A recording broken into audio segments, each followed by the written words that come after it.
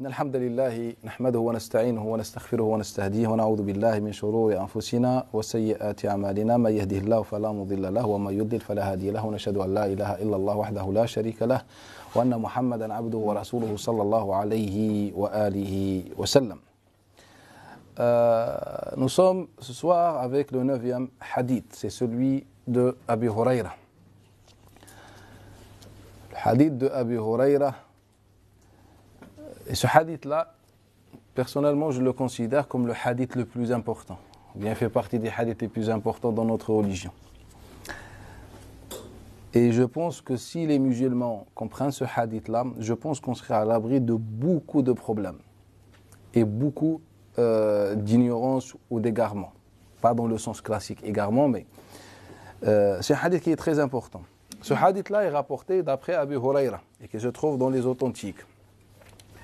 Muhammad ibn Ziyad d'après Abi Huraira, Muhammad ibn Ziyad al-Madani al-Qurashi d'après Abi Huraira. Il est rapporté également d'après Abi al-Bahtari, d'après Ali ibn Abi Talib, Zuhri, d'après Abi Sinan, d'après Abdullah ibn Abbas, Abi Umam al-Bahili également, Anas ibn Malik, tous ces compagnons et d'autres rapportent ce hadith-là d'après le Nabi sallallahu alayhi wa sallam. Mais rappelez-vous, la question la plus importante, comme à chaque fois on dit, c'est de savoir dans quel contexte ce hadith a été prononcé. Comment, à qui le Nabi sallallahu alayhi wa sallam a dit la parole. Si ça concerne une personne en particulier. Et donc il faut qu'on sache à chaque fois le contexte de ce hadith-là, sinon on ne risque pas de comprendre le hadith. Puis une autre question concernant la formule, la parole de Nabi sallallahu alayhi wa sallam, il dit ma nahaytukum an shay'in fajtanibuh. Quand je vous interdis, lorsque je vous interdis quelque chose, évitez-la. Et quand je vous ordonne de faire quelque chose, faites-la autant que vous pourrez, le sens du hadith de Nabi sallallahu alayhi wa sallam. Puis il nous dit, car Bani Israël, les gens d'avant, ont péri à cause de leurs questions et désaccords autour de leur prophète. Ce hadith-là a été commenté par beaucoup de savants musulmans. Mais je pense qu'on était incapable de comprendre ce que le Nabi sallallahu alayhi wa sallam a dit exactement. On va essayer de revenir à l'origine de ce hadith, bien au contexte de ce hadith-là, pour comprendre ce que le Nabi sallallahu alayhi wa sallam voulait dire exactement. Car là, le Nabi sallallahu alayhi wa sallam nous parle des interdictions. Ce que je vous interdis. La question la plus importante, qui interdit en islam? Allah ou Allah est le messager? Et qui ordonne? Allah ou Allah est son messager, alayhi salat wa salam. Et qu'est-ce que Nabi sallallahu alayhi wa sallam a voulu nous dire par cette parole? Donc on revient au contexte de ce hadith-là. Nabi sallallahu alayhi wa sallam, avec ses chaînes de transmission, ses compagnons nous rapportent que Nabi sallallahu alayhi wa sallam est en train de faire un discours. Donc, la situation est importante. Il s'adresse aux musulmans. Ce n'est pas une parole aux individus, aux musulmans. Et puis il a dit dans son discours, Inna Allah farada alaykum al-hajj. Allah vous commande le pèlerinage. Et donc, pendant son discours, il apprend aux musulmans l'obligation ou bien l'adoration du pèlerinage. Allah vous commande, Allah, insistez, Allah vous commande le pèlerinage. Un homme qui s'appelle Aqra' ibn Habis, l'un des chefs de tribu, il a dit, Ya Rasulallah, afi kull am, le pèlerinage est-il obligatoire chaque année ou une fois dans la vie? فقال النبي صلى الله عليه وآله وسلم, là, le Nabi sallallahu alayhi wa sallam s'est mis en colère. Et puis il a dit, si je vous dis chaque année, ça va être compliqué pour vous. Et certainement, vous n'allez pas pouvoir l'assumer. Mais, je vous dis, le hadith. Et là, c'est là où le Nabi sallallahu alayhi wa sallam prononce le hadith. Ma amartukum, ce que vous ordonne à faire, faites-le autant que vous pourrez. Ce que je vous interdis de le faire, évitez-le. Et ne faites pas comme les Bani Israël, comme les gens d'avant. Ils ont péri à cause de ça. Et donc il s'agit de quoi? Nous, lorsqu'on a commenté ce hadith-là, qu'est-ce qu'on a dit? Généralement, les savants disent que voilà, lorsque le Nabi sallallahu alayhi wa sallam interdit, il faut qu'on évite. Lorsque le Nabi sallallahu alayhi wa sallam ordonne, il faut qu'on applique. Et on a dit, voilà le rôle de Nabi sallallahu alayhi wa sallam. Et on a insisté sur la sunna de Nabi sallallahu alayhi wa sallam. Et on a dit que le Nabi interdit comme le Coran interdit. Un Nabi ordonne comme le Coran ordonne. Donc on a deux sources en islam. C'est ça ce qu'on a dit.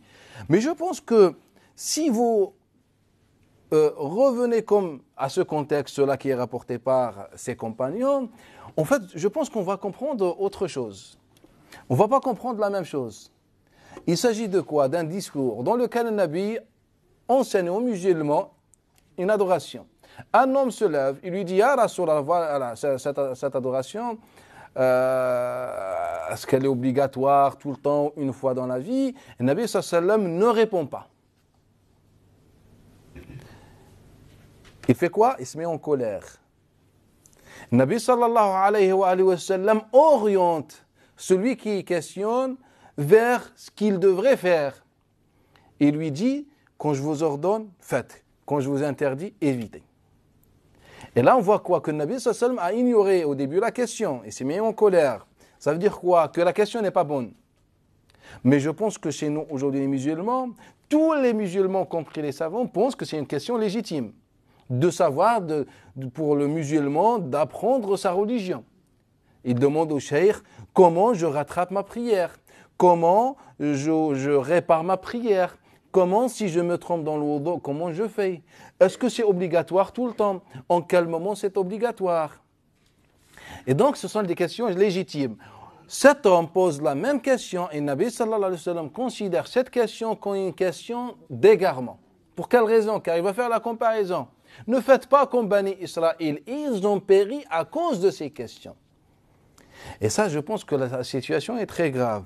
Et c'est pour ça que je vous ai dit qu'on n'a pas compris le hadith de Nabi sallallahu alayhi wa sallam. Pourquoi? Car le hadith est rapporté de cette façon, raccourci, détaché de son contexte. Donc quand on rapporte ce hadith-là comme il se trouve dans le livre de 40 Nawawi, par exemple, ce que je vous interdis, est-ce que vous remarquez que si on ne prend pas le contexte en considération, qu'est-ce que vous allez dire? Vous allez dire tout simplement que le Nabi ordonne, que le Nabi interdit parfois et qu'il faut qu'on obéisse. C'est ça, je pense. En fait, lorsqu'on prend le contexte, on comprend autre chose. On ne comprend pas que le Nabi sallallahu alayhi wa sallam est en train de dire voilà, quand j'interdis ou quand j'ordonne. En fait, on comprend tout simplement que le Nabi sallallahu alayhi wa sallam lui dit ce que vous trouvez comme interdiction dans le Coran al-Karim, évitez. Ce que vous trouvez comme ordre au commandement dans le Coran al-Karim, appliqué. Après, ça dépend de la possibilité, la capacité, etc. On reste des humains et c'est là où intervient la purification, l'effort, le jihad, etc. contre nous pour qu'on puisse réaliser la volonté d'Allah Ta'ala. Donc le Nabi sallallahu alayhi wa sallam, quand on prend le contexte, il n'est pas en train de nous dire, voilà, quand je vous dis quelque chose, faites, et quand je vous dis d'éviter quelque chose, évitez. Non, le Nabi sallallahu alayhi wa sallam est en train de nous dire tout simplement, il ne faut pas poser des questions dans la religion. Quand vous lisez le Coran al-Karim, le Coran va vous appeler à faire des choses. Faites-les, si vous pouvez. Le Coran va vous appeler à éviter des choses. Évitez, tout simplement. Car Nabi, par quoi a commencé son discours? Inna Allah farada alaykum. Allah vous commande. Allah vous ordonne. Allah vous oblige de faire. Et donc, c'est ça la parole de Nabi sallallahu alayhi wa sallam. Mais nous, on a compris le hadith de Nabi sallallahu alayhi wa sallam loin de son contexte. C'est pour ça qu'on a imaginé des choses. Et dans ce hadith, on sort avec deux profits. Le premier profit, c'est que seul Allah ordonne. Et que le rôle de Nabi sallallahu alayhi wa sallam, donc seul Allah ordonne et interdit. Et le rôle de Nabi, ce n'est pas d'interdire ou d'ordonner.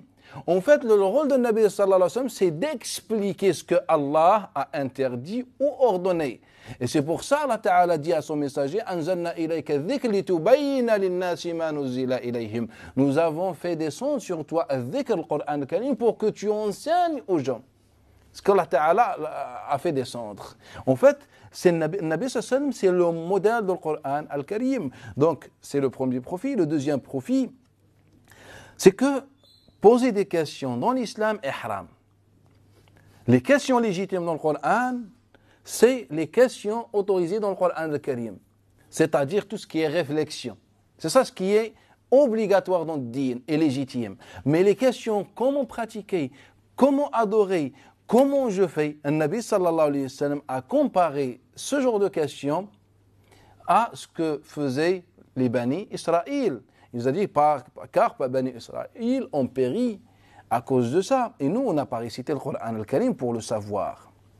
Qu'est-ce que Bani Israël ont fait? Prenez Surat al-Baqarah, on a la même histoire qui se répète. Surat al-Baqarah, l'histoire de la vache. وَإِذْ قَالَ مُوسَى لِقَوْمِهِ إِنَّ اللَّهَ يَأْمُرُكُمْ أَن تَذْبَحُوا بَقَرَةً. Dans le sens, Allah dit, rappelle-toi, Muhammad, lorsque Moussa alayhi salam a demandé à son peuple de dégorger, de sacrifier une bête, une vache. قالوا أتتخذنا هزوا. Donc au début, ils ne savaient pas que c'était un message divin. Ils ont dit, tu nous prends en moquerie, ya Moussa alayhi salam. Après, il a assuré tout le monde que moi, qu'Allah me préserve d'être ignorant ou parmi les ignorants. Voilà. Maintenant, ils ont compris que c'était un message divin. Qu'est-ce qu'ils ont dit? Demande à ton Seigneur donc sa couleur. قال إنه يقول إنها بقرة صفراء فاقع لونها تسر الناظرين. Voilà, c'est une vache qui est jaune, de couleur vive. Voilà, c'est ça. Et donc maintenant, les Bani Israël devraient faire quoi? Exécuter, obéir à l'ordre. Et donc ils devaient faire ça. Eux, ils ont fait quoi? Ils ont interrogé le Nabi Moussa alayhi salam sur la couleur. Après, ils devaient en même temps, donc maintenant, après la deuxième question, ou le deuxième message, ils devraient faire quoi? Appliquer. Après, ils vont reposer la troisième question. قالوا ادعوا ربك يبين لنا ما هي إن البقرة تشابه علينا وإنا إن شاء الله لمهتدون. Ils nous dit, voilà, les vaches se ressemblent et on a du mal de localiser cette vache dont tu parles. Donne-nous encore plus de détails sur cette vache. قال إنه يقول إنها بقرة لا ذلول تثير الأرض ولا تسقي الحرث. Donc la première chose, Allah Ta'ala fait descendre ce message. Ils ont dit à Moussa, peut-être c'est toi qui inventes, donc il assure tout le monde que ça vient d'Allah Ta'ala. Et après, ils disent, demande à ton Seigneur, il nous explique, il nous donne plus un détail sur cette vache. Donc la première chose, elle n'est ni vieille, ni jeune. Entre les deux. Donc Allah Ta'ala, une fois ils étaient sûrs qu'il s'agit d'un message divin, Allah Ta'ala leur dit, faites ce qu'on vous demande. Ils ont dit quoi? Ya Moussa, demande à ton Seigneur, il nous donne sa couleur maintenant. Il leur a dit, voilà, elle est de couleur jaune, etc. Donc maintenant, ils ne vont pas non plus obéir. Ils vont dire quoi? Ya Moussa, voilà, les vaches se ressemblent, donne-nous plus de critères. Allah Ta'ala, troisième chose, troisième message. إنه يقول إنها بقرة لا ذلول تثير الأرض ولا تسقي تثير الأرض تسقي الحرث. Il dit c'est une baqara, c'est une vache qui n'est pas soumise dhaloul, c'est-à-dire c'est une baqara qu'on ne travaille pas avec. Elle est honorée, elle ne fait rien. Allah Ta'ala il dit quoi à la fin? Et là, il commence à obéir. Et Allah Ta'ala, qu'est-ce qu'il dit à la fin? وَمَا كَادُوا يَفْعَلُونَ فَذَبَحُوهَا وَمَا كَادُوا يَفْعَلُونَ. Ils ont failli ne pas appliquer l'ordre d'Allah Ta'ala. Donc, qu'est-ce qu'on apprend dans ce verset, ou bien dans ces versets? On apprend qu'Allah Ta'ala fait descendre un ordre, un commandement, au lieu que Bani Israël l'applique, et ils se sont interrogés sur les critères, ou bien sur la façon de cette vache. Allah répond par l'intermédiaire de Moussa alayhi salam. Et puis il demande la couleur. Et après, ils s'interrogent encore. Et ils interrogent le Moussa alayhi salam. Et puis Allah Ta'ala répond par l'intermédiaire de Moussa alayhi salam. Et à la fin, est-ce qu'Allah Ta'ala a béni leur, leur obéissance finale? Allah Ta'ala ne l'a pas béni car il dit وَمَا كَادُوا يَفْعَلُونَ. Ils ont failli ne pas appliquer l'ordre. C'est-à-dire ce cheminement ne mène pas à la satisfaction d'Allah, à l'agrément d'Allah. Il t'éloigne d'Allah. Plus tu t'interroges, plus tu poses de questions, plus tu t'éloignes d'Allah Ta'ala. Même si des questions qui semblent être légitimes ne sont pas légitimes. Pour quelle raison? Car l'islam est simple, ce n'est pas compliqué. Donc lorsque le Nabi sallallahu alayhi wa sallam vient me dire Allah vous commande le pèlerinage, Il y a des principes en islam. Qu'est-ce que je vais faire? Eh bien, tout simplement, je vais faire le pèlerinage. Si je ne fais pas cette année, je ne peux pas cette année, je ferai la prochaine fois. Si ce n'est pas la prochaine fois, encore. Si je ne pourrais pas le faire dans ma vie, ce n'est pas grave. Fattaqullah mastata'tum. Allah Ta'ala le dit. Ça dépend de notre puissance, capacité, etc. Au lieu qu'on applique comme ça, eh bien, cet homme qui avait une bonne intention, il dit, Ya Rasulallah, mais est-il obligatoire toute la vie ou une fois par an? Comment, Ya Rasulallah? Eh bien, le Nabi sallallahu alayhi wa sallam s'est mis en colère. Le Nabi sallallahu alayhi wa sallam oriente celui qui pose la question, que voilà, quand vous trouvez un texte dans le Coran al-Karim, car on parle du Coran al-Karim, quand le Nabi sallallahu alayhi wa sallam il dit que je vous ordonne, il ne parle pas de sa personne, car il vient de dire au début, Allah vous ordonne. C'est-à-dire, moi, je ne suis qu'un intermédiaire. Donc, Nabi sallallahu alayhi wa sallam se met en colère, Nabi sallallahu alayhi wa sallam oriente la personne vers la bonne vision. Il ne faut pas que tu t'interroges dans la religion. La religion appelle à la réflexion. La réflexion, pas dans les pratiques. La réflexion dans le Coran, dans l'univers, etc. C'est ça la réflexion dans le Coran al-Karim quand on prend les versets sur ça. Et puis la troisième chose, Nabi sallallahu alayhi wa sallam compare cette question à Bani Israël. Et il dit, voilà, cette question est la cause de ce qui s'est passé à Bani Israël. Car Bani Israël ont péri à cause de leurs questions. Et nous, jusqu'à là, on n'a pas encore compris.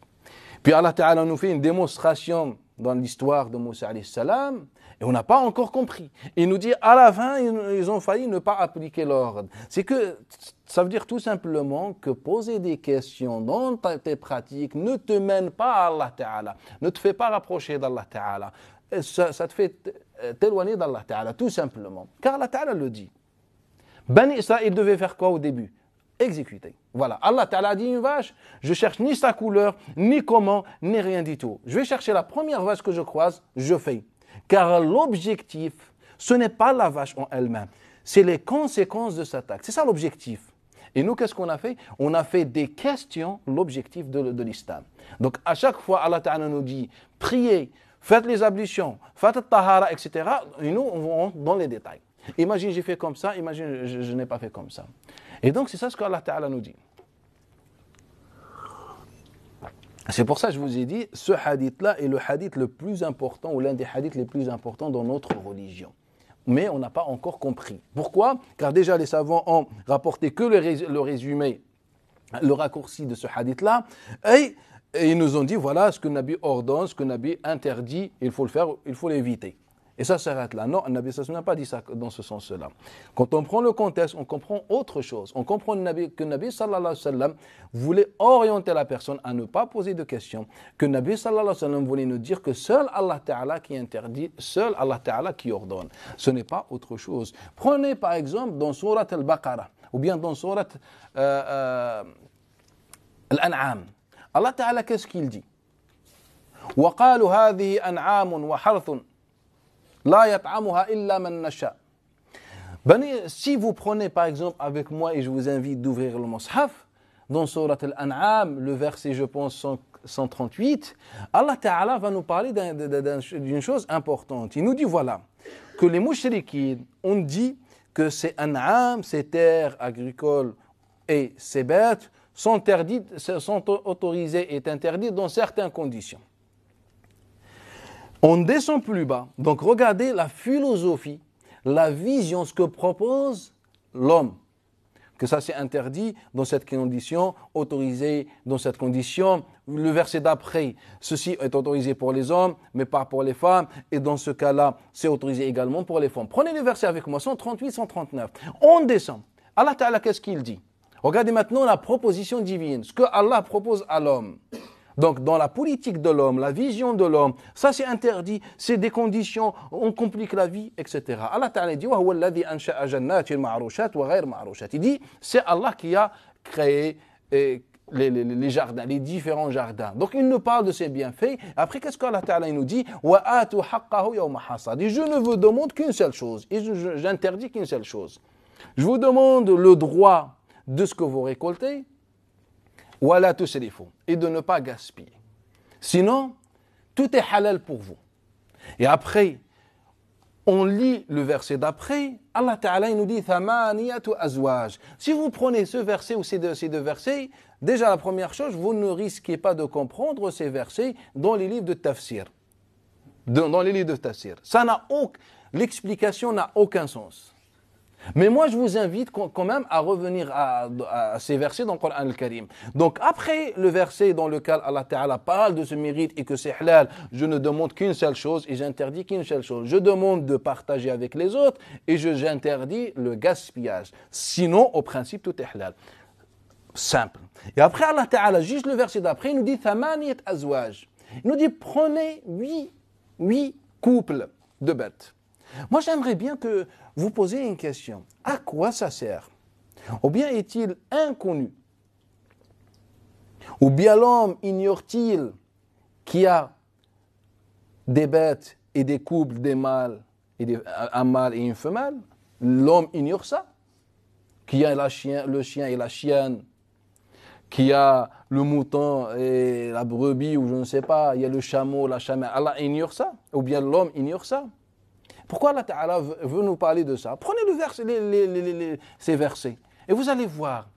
Vous allez voir que, en fait, ça n'apporte pas grand-chose à la connaissance. Ce que Allah Ta'ala va expliquer, ça n'apporte absolument rien à la culture, à la connaissance. Et c'est stérile. Pour quelle raison? Car Allah Ta'ala, à la fin de ces versets, il va leur dire quoi? Dites-moi, pourquoi ici c'est haram et pourquoi ça c'est haram? En fait, pour vous expliquer ce que Allah Ta'ala voulait faire, en fait, il voulait faire une comparaison entre la stérilité de la réflexion humaine et la proposition divine. Que voilà, Allah Ta'ala vous a fait descendre tout cela pour votre khayr. Et voilà l'humain, l'homme, qu'est-ce qu'il fait? Ça c'est haram dans cette condition. Ça c'est halal dans cette condition. Et je pense que notre fiqh est comme ça. Notre fiqh c'est ça. Du premier chapitre jusqu'au dernier chapitre, que des conditions. Ça c'est haram dans ça, c'est exception, etc. Et après Allah Ta'ala, qu'est-ce qu'il fait? Qu'est-ce qu'il dit? Il nous dit, prenez cette stérilité. Ça n'a aucun sens. Prenez les 8 bêtes avec leur couple.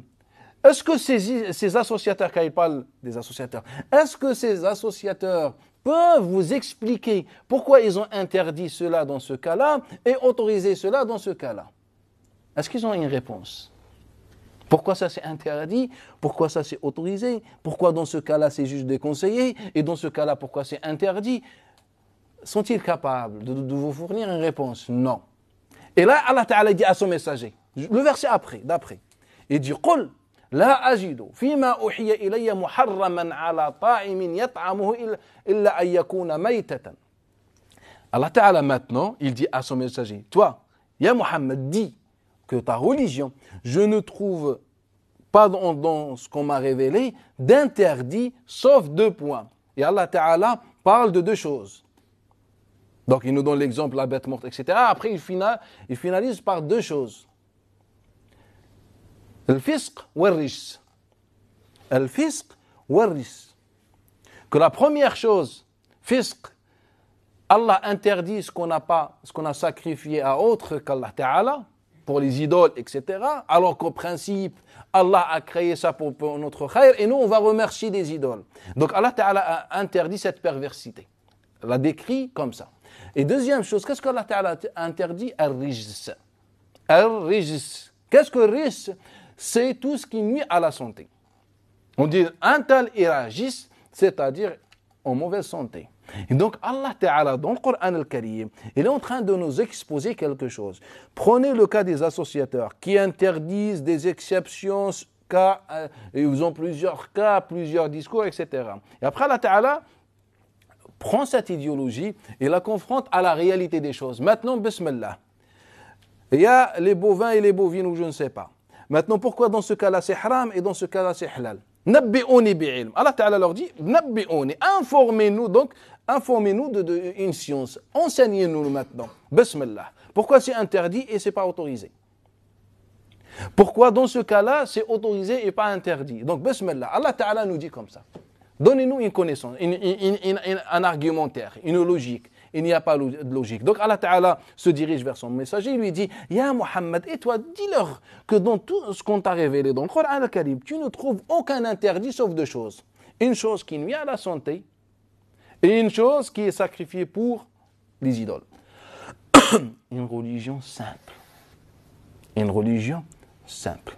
Ce n'est pas compliqué, elle n'est pas stérile, elle n'est pas illogique comme le cas de la fatwa des associateurs. Et après, on descend encore le verset d'après, Allah Ta'ala va parler des juifs de l'époque, d'avant.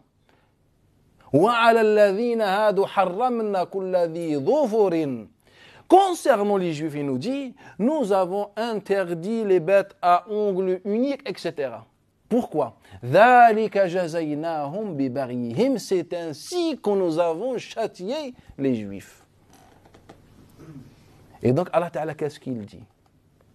Que les mouchriquins sont en train de refaire ce que les juifs ont fait. Et ce que les juifs ont fait n'était qu'un châtiment. Qu'est-ce qu'Allah t'a dit? Et pour les juifs, nous avons interdit les bêtes à ongles uniques, etc. Ces interdits, Allah Ta'ala les qualifie de quoi? C'est ainsi que nous avons châtié les injustes. Et donc, l'interdit et l'interdiction est un châtiment, selon Allah Ta'ala. Le verset est clair. Donc Allah Ta'ala, il parlait des associateurs. Voilà, leur religion n'a aucun sens. Leur fatwa n'a aucun sens. Leur loi n'a aucun sens. Dans notre religion, elle est simple. Et deuxième chose, elle a un sens. Je vous interdis toute chose nuit à la santé. Je vous interdis toute chose sacrifiée pour une idole. Une logique. Et après, il nous dit, c'est comme s'il nous dit, et ne faites pas comme Bani Israël à qui on a interdit beaucoup de choses. En fait, ce n'était qu'un châtiment. Et maintenant, je vous pose une question. Est-ce qu'on a interdit, on a suivi la sunna des Juifs ou pas dans ça?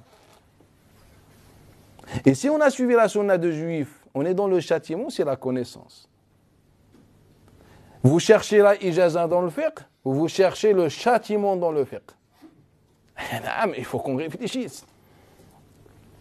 Au final, quand tu as une ijaza dans le fiqh, est-ce que selon le Coran est une ijaza ou c'est un châtiment? Tu es en train de refléter le châtiment qu'Allah Ta'ala a donné à Bani Israël. Il faut qu'on se pose des questions. Le Coran est clair. Juste nous, on ne réfléchit pas. Nous, on ne réfléchit pas. Prenez un autre exemple, toujours le Coran al-Karim. Surat Yunus. Allah Ta'ala, ya ayyuhan nas, قد جاءتكم موعظة من ربكم وشفاء لما في الصدور وهدى ورحمة للمؤمنين. Oh les hommes, regardez l'appel. Donc Allah Ta'ala appelle tout le monde. Appelle tout le monde. Oh les hommes, je vous ai envoyé maw'ida, un rappel. Un rappel. وَشِفَاءٌ لِمَا فِي الصُّدُورِ, une guérison de tout ce qui est dans le cœur. وَهُدًا, un guide, une guidance. وَرَحْمَةٌ, et une miséricorde pour ceux qui choisiront ce discours, ou bien ce message. Au principe, Allah s'adresse à tout le monde dans ce verset. Ya ayyuhan nas, oh les gens, tous. Donc tout le monde est concerné. Il nous dit quoi? Je vous ai fait descendre, je vous ai envoyé la première chose, un rappel pour tout le monde. Une guérison pour les cœurs. Une guidée ou un guide. Et une miséricorde. C'est-à-dire celui qui réalise ça, il a eu la miséricorde. Et donc celui qui a réalisé ça, c'est le croyant. Donc ceux qui choisiront ça, en fait, ce sont les croyants à qui j'ai donné ma miséricorde. Et après, il nous dit, قُلْ بِفَضْلِ اللَّهِ وَبِرَحْمَتِهِ فَبِذَلِكَ فَلْيَفْرَحُوا هُوَ خَيْرٌ مِمَّا يَجْمَعُونَ. Dis, ceci, tout cela provient d'Allah Ta'ala. C'est quoi? Le rappel. C'est quoi? Deuxième chose, la guérison pour le cœur, la guider. La rahma, la miséricorde, ces quatre-là, viennent de qui? D'Allah Ta'ala. Et après il dit quoi? فَبِذَلِكَ فَلْيَفْرَحُوا. Voilà de quoi ils devraient se réjouir. Et est-ce qu'on s'est réjoui nous par ça? Ou de ça? Ou bien, comment prier? Comment réparer la prière? Comment réparer le wudu, comment faire les ablutions, comment faire les grandes ablutions. Et il faut que tu coupes le corps en quatre. Tu commences par la tête, et puis le côté droit haut, puis le côté gauche haut, le côté droit bas, le côté gauche bas. Et après, quand tu auras fini, qu'est-ce que tu te déplaces? Tu t'éloignes de ton endroit et tu laves tes deux pieds. Bien sûr, il ne faut pas oublier de faire les ablutions au début, sauf les pieds. Voilà notre religion. Aujourd'hui. Alors qu'Allah Ta'ala nous dit quoi? Oh les gens, je vous propose, si vous voulez, je vous propose quoi? 2 points. Un rappel. Deuxième chose, une guérison. Troisième chose, une guidée. Quatrième chose, une rahma. Voilà de quoi devrait se réjouir. Il devrait se réjouir. Ce qu'Allah Ta'ala dit. Et après, qu'est-ce qu'Allah Ta'ala dit juste après? Ouvrez avec moi le Surat Yunus, ou bien quand vous rentrez, Inch'Allah, lisez Surat Yunus, vers les versets 57. Qu'est-ce qu'Allah Ta'ala dit? Donc il nous a proposé, il nous a dit voilà de quoi l'homme devrait se réjouir, ou le croyant. Ce n'est pas de le faire au halal ou haram, non, c'est ça. Il doit chercher la joie, il doit chercher à être heureux, à devenir heureux. C'est ça la religion, ce que la religion propose. Et après elle dit قل أرأيتم ما أنزل الله لكم قل أرأيتم ما أنزل الله لكم فجعلت من رزق فجعلتم منه حراما وحلالا. Regardez ce qu'Allah Ta'ala dit. Donc voilà ce qu'il propose. Après il nous dit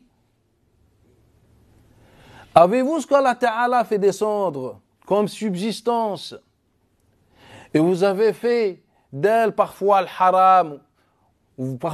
Parfois vous prononcez le haram et parfois vous dites halal. Allahu adhina lakum.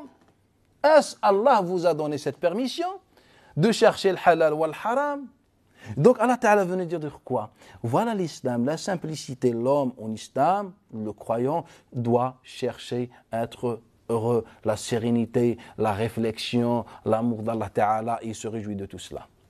Et après, il nous dit juste après, le phénomène, la catastrophe. Il nous dit, cette subsistance que je vous donne, vous devez en tirer profit et ne pas dire halal, haram. Allah Ta'ala commence par le haram et puis il dit halal. Mais pourquoi Allah Ta'ala dit haram et halal? Si on dit une subsistance, ça veut dire quoi? C'est halal. Pourquoi Allah Ta'ala dit haraman wa halalan? Licite et l'illicite. En fait, pour nous faire réfléchir, qu'on va de ne pas être obsédé par le jugement ou préoccupé par le jugement, est-ce halal ou haram? Ce n'est pas, déjà Allah Ta'ala, lorsqu'il qualifie ça de subsistance, c'est que c'est halal pour nous. Mais il nous dit haram et halal. En fait, il parle d'une démarche de réflexion. Il ne faut pas que le croyant tombe dans ce piège-là, de chercher al-haram et al-halal. Allah adhina lakum, est-ce Allah vous a donné la permission de chercher le halal ou al-haram? Je vous ai donné cette subsistance pour faire quoi? Pour en tirer profit. Et nous, qu'est-ce qu'on fait? Halal et haram. Maintenant, on va concrétiser ce que je viens de dire. Il commence par le halal et après il dit Et naam, moi j'ai dit quoi? haram et ensuite halal. Naam, je me suis trompé. Halal ou al-haram. Donc ce que je disais, que au final, Allah Ta'ala, avant qu'il parle de haram ou je ne sais pas, il nous dit toujours, il essaie de nous expliquer la problématique de vouloir chercher le halal ou le haram. Et c'est ça le problème. Nous, Allah Ta'ala a fait descendre quelque chose. Donc au lieu qu'on en profite, qu'est-ce qu'on fait? Eh bien, quel est le jugement? Et après la conclusion, bien sûr, l'homme a tendance de chercher le haram tout le temps. On est fait comme ça. Pourquoi? Car ça rejoint le châtiment divin. C'est comme ça qu'Allah Ta'ala a châtié les Bani Israël. C'est comme ça qu'Allah Ta'ala a châtié les Bani Israël. Sha'bi Amir ibn Shurahil rapporté d'après Jabir ibn Abdullah qu'Allah Ta'ala a fait descendre Ayat al-Bula'ana à cause de leur questionnement. Comme il rapporte l'imam al-Bazzar. Surat al-Mula'ana, le verset de al-Mula'ana entre l'homme et la femme, lorsque l'homme ou la femme accuse. Et donc Allah Ta'ala fait descendre un verset. Jabir ibn Abdullah va qualifier ça. Il nous dit, en fait, c'est à cause de nous qu'Allah Ta'ala a fait descendre ce jugement. C'est à cause de nous. Donc regardez la réflexion de ce compagnon. En fait, ce compagnon et les compagnons, les grands surtout, avaient compris la religion. Et nous, aujourd'hui, halal, haram, déconseillé, etc. Venez, on va concrétiser ça. Donc selon le Coran al-Karim, est-ce que le Coran al-Karim se trompe? Non. Est-ce que le Coran al-Karim n'est pas sérieux? Mais selon nous, il n'est pas sérieux, selon nos pratiques. Car Allah Ta'ala, qu'est-ce qu'il dit? Il dit, à Muhammad, dis que dans ta religion, dans le Coran, tu ne trouves aucun interdit, sauf deux choses. C'est vrai ou pas? Aujourd'hui, les musulmans, qu'est-ce qu'ils proposent? Combien d'interdits? 2 catégories, ou bien on n'a que des interdits? Et on dit quoi? Que c'est ça le Coran et c'est ça l'islam. C'est vrai ou pas? Et donc ça veut dire quoi? On est en train d'accuser le Coran ou pas? Je vous donne un exemple concret. Il y a un hadith, très beau prophète sallam, نهى النبي صلى الله عليه وسلم عن أكل كل ذي ناب من السباع. Le prophète a interdit de manger toute bête à canine. Les carnivores par exemple. Les animaux carnivores. C'est un hadith qui est dans les authentiques. C'est un hadith qui est dans les authentiques. Zuhri, d'après Abi Idriss al-Khawlani, d'après Abi Tha'lab al-Khushani. Maintenant, j'aimerais bien savoir, est-ce que ce hadith correspond au Coran al-Karim ou pas? Est compatible avec le Coran, avec ce verset ou pas? Allah Ta'ala, il nous dit, voilà, dans ma religion, seules 2 choses sont interdites. La première chose, c'est ce qu'on a sacrifié pour les idoles. Deuxième chose, des choses qui peuvent nuire à la santé. Maintenant, ce hadith-là est-il compatible? Donc, dans la logique, on devrait faire quoi? On va chercher si ces choses peuvent nuire à la santé, pour dire, voilà, c'est dans le sens du Coran. En fait, non, on a dit un hadith. Rappelez-vous ce qu'on a parlé lorsqu'on a expliqué le hadith al-halal bayyin ou haram bayyin. On a parlé, on a vu que le Coran al-Karim nous dit que le Nabi ne peut pas interdire ce qui est autorisé dans le Coran al-Karim. N'a pas d'indépendance dans l'interdiction. On a vu ça. وَيَسْتَفْتُونَكَ dans Surat An-Nisa. On te demande, seul Allah vous répond, vous donne la fatwa. Allah Ta'ala nous dit.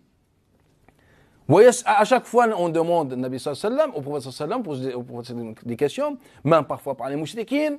La réponse vient de chez qui? D'Allah Ta'ala. Et les hadiths sont notoires, on a déjà vu les hadiths, etc.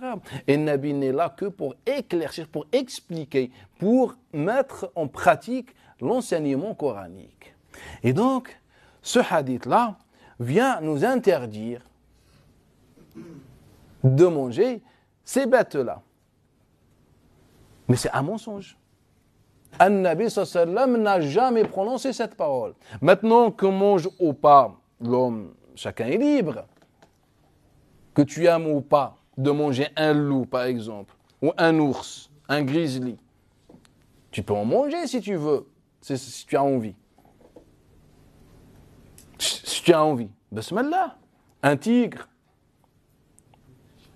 Pourquoi on a instrumentalisé le Coran al-Karim là où on veut, là où on a des intérêts, ou là où on a des maladies psychologiques ou intellectuelles?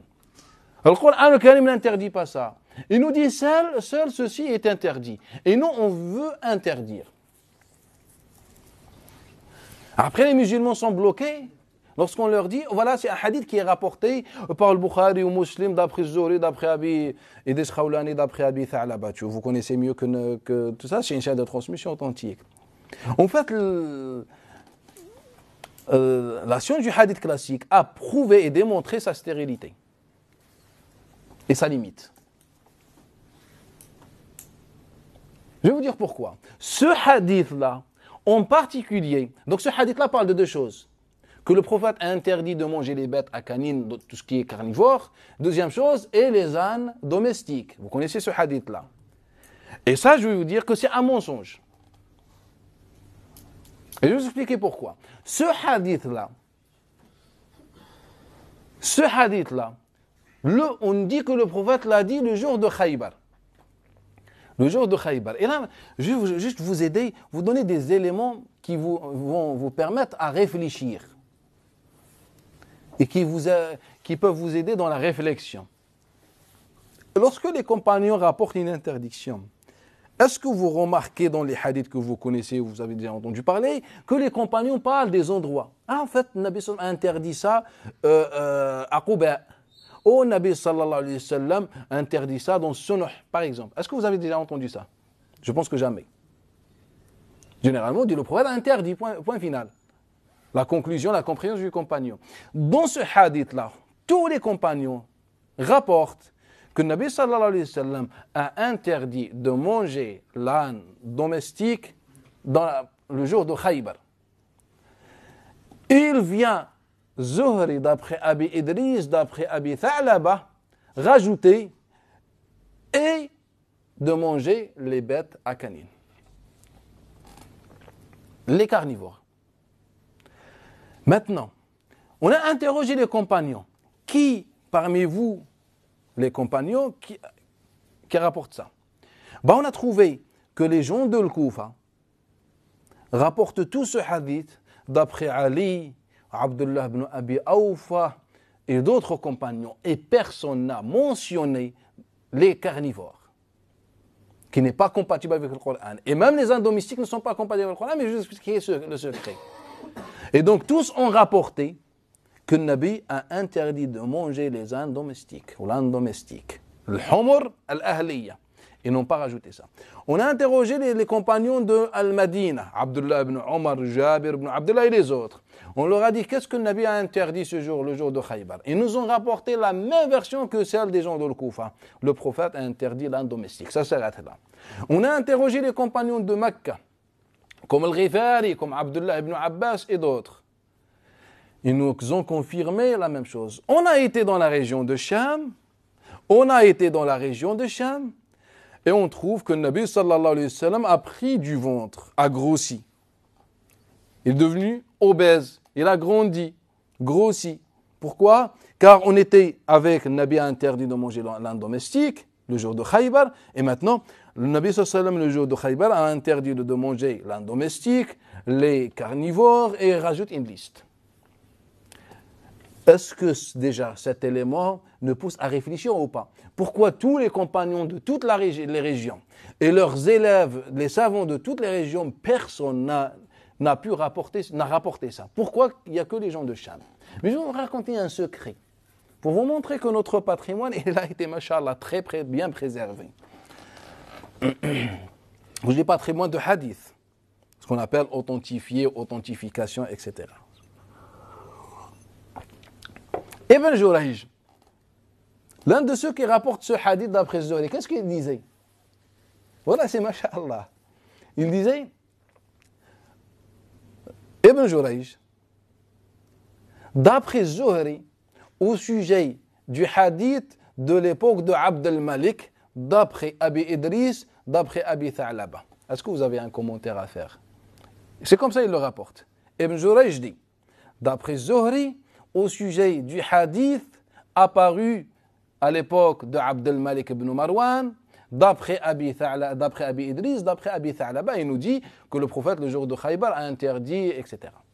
C'est comme ça il le rapporte. Ça veut dire quoi? Ça veut dire déjà pour eux, et même l'imam al-Bukhari dans l'authentique, ce qui fait mal au cœur, c'est qu'il avait une part de vérité. Mais le problème, on n'a pas poussé la réflexion plus loin que ça.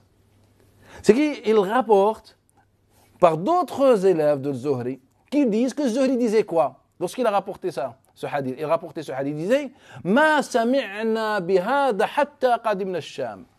Nous n'avions jamais entendu parler de ce hadith-là avant notre arrivée au Sham, à la région de Sham.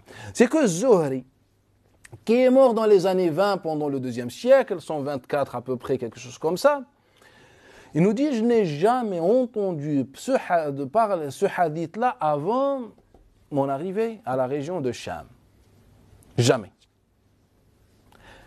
Et je viens vous dire que tous les musulmans de l'Koufa, de l'Basra, de Mecca, de l'Madina rapportent d'après beaucoup de compagnons, personne n'a mentionné les bêtes carnivores.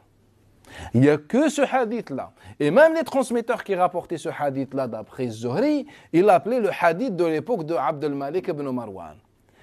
Qu'est-ce qu'ils nous font? Subhanallah, on attend quoi? Que le hadith laisse pousser une barbe et vient nous parler, en fait, je ne suis qu'un mensonge de monsieur Abd al-Malik. Qu'est-ce qu'on attend que ça? Bah, tout est clair. Après, vous allez me dire, mais Malik rapporte le hadith d'après Ismaïl ibn Hakim, d'après Ubayd ibn Sufyan, d'après Abu Huraira. Je vous dis, barakallahu fikum. Mais Ismaïl ibn Hakim, qui c'est? Il faut savoir. Ismaïl ibn Hakim, vous pouvez même aller sur Internet et chercher sa biographie. Ismaïl ibn Hakim était le général suprême, commissaire principal, si vous voulez, du régime de Bani Umayya depuis l'époque de Abd al-Malik ibn Marwan. Était le général. Prenez n'importe quelle biographie, même la plus accessible, comme par exemple Sir Alam Nubala, que tout le monde connaît. Eh bien, il nous dit tout simplement, c'est notoire, prenez Tariq ibn Asakir, bref, il était le général. Je vais vous donner un exemple. Vous connaissez le hadith dans lequel on attribue au prophète sallallahu avoir dit Man mata wa lam yaghzu aw lam yuhaddith nafsahu bil ghazw illa mata maytatan jahili. Vous connaissez le hadith que celui qui ne fait pas le ghazw ou le jihad, ou il parle pas avec sa... Il n'a pas l'intention de faire le jihad, barakallahu fik, et il meurt comme le jahiliya. Vous connaissez ce hadith-là? Ou dans une version hypocrite, ou d'une version, il est proche d'un châtiment d'Allah Ta'ala. Vous connaissez ce hadith-là? Qui est dans tous les livres de Sunan, Masanid, etc. Ce hadith-là, c'est quoi son histoire? En fait, c'est le cousin de ce hadith-là. C'est le cousin, ce hadith-là. Ou bien le demi-frère de ce hadith-là. Il dit quoi? Ce hadith-là est rapporté et a été connu d'après Abd al-Malik ibn Marwan. Il disait, Abd al-Malik ibn Marwan, Haddathani Abu Huraira. Abu Huraira m'a rapporté avoir entendu Nabi sallallahu alayhi wa sallam dire ce hadith, que celui qui ne fait pas le djihad ou qui ne met pas l'intention de faire le djihad, etc. Qu'est-ce qu'on attend de Abd al-Malik ibn Marwan, le 5e gouverneur, ou bien le gouverneur de Bani Umayya? Qu'est-ce qu'on attend de lui? Un gouverneur de Bani Umayya, injuste. Un gouverneur de Bani Umayya. Lorsqu'on lui dit, Darda, Sogra, la petite, Darda lui dit, Ya Abd al-Malik, Ya Abd al-Malik, أتشرب الطلاء بعد طول عبادة ونسك يا عبد الملك. Tu bois la bière après des longues années Abd al-Malik, au début, était un adorateur, hein, comme Zuhad, les adorateurs comme ça. Je dis, elle était étonnée. Darda dit, Ya Abd al-Malik, après des années dans l'adoration, tu es en train de boire tala. Tala, c'est ce qu'on appelle nabid, la bière de l'époque. Oh Darda, le problème ce n'est pas que tala. Le problème c'est dima, le problème c'est le sang que j'ai sur la main. C'est-à-dire combien de personnes j'ai assassinées ou ordonné d'assassiner. Et bien cet homme va nous dire que le jihad dans son sens est un hadith qu'il a entendu de Abu Huraira d'après le Nabi sallallahu alayhi wa sallam. Mais le problème, c'est que ce hadith va prendre du ventre, il va grossir. On va interroger le Walid ibn Muslim et il va nous dire, voilà, ce hadith me l'a rapporté Yahya ibn al-Harith al-Dhimari. Vous connaissez Yahya ibn al-Harith al-Dhimari ou pas? Je pense que pour ceux qui assistent au module, au cours, ils ont déjà entendu parler de lui. Et bien celui qui rapporte la fameuse récitation notoire de Abdullah ibn Amr al-Yahsubi. On dit min tariq ibn Dhakwan wa Hisham ibn Ammar. C'est l'une des 7 récitations reconnues par les musulmans. On n'est rapporté que par cette vulgaire personne. Donc il nous dit, monsieur Yahya ibn Harith Dimari, Al-Qasim ibn Abdul Rahman m'a rapporté d'après Abi Umam al-Bahili, on nous donne un hadith. Donc ça donne combien? Il y a une nouvelle chaîne de transmission. Mais tous ces transmetteurs étaient proches du régime. Tous ces transmetteurs étaient proches du régime. Et donc Abd al-Malik ibn Marwan, il invente un hadith pour justifier ses actes. Il vient, les messieurs transmetteurs rapportent ce hadith. Et il suffit qu'on a dit sur chaque transmetteur est fiable pour que ce transmetteur se trouve dans l'authentique. Et que les savants commentent et expliquent son hadith, les musulmans pratiquent et pensent que c'est l'islam. Par Allah, ce n'est pas l'islam. C'est la religion de Shaitan. An-Nabi sallallahu alayhi wa sallam n'a jamais dit cette parole. Ça vient de Shaitan. C'est ça l'histoire. Donc, on parlait de ce hadith-là, sur lequel les transmetteurs disaient le hadith de l'époque de Abd al-Malik. Et donc, tout simplement, c'est un hadith mensonge. C'est un mensonge, tout simplement. Après, bien sûr, je ne vais pas entrer dans l'histoire de Ikrim ibn Ammar ou l'histoire de Abdullah ibn Abbas. Bref, je vous ai donné un exemple. C'est que le Coran al-Karim nous dit l'interdiction n'est qu'un châtiment. Plus on interdit les choses, plus on s'éloigne d'Allah Ta'ala.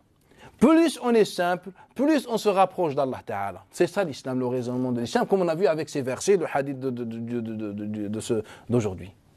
C'est ça l'islam. Après d'autres, il dit, voilà, après quand vous prenez les livres, en fait, on est face à un patrimoine immense. Si on ouvre cette porte, on ne va pas s'en sortir. Manger ou bien marcher à une seule chaussure, c'est autorisé ou pas? C'est interdit, c'est un mensonge. Porter le harir, la soie pour les hommes, est interdit ou pas? Interdit, c'est un mensonge. Ce n'est pas vrai. C'est un mensonge. Ce n'est pas interdit. Mais le prophète sallam, ce qui est étrange, il a interdit la soie. Mais est-ce qu'il a interdit pour que ce soit interdit? Et ça contredit le Coran al-Karim? Non.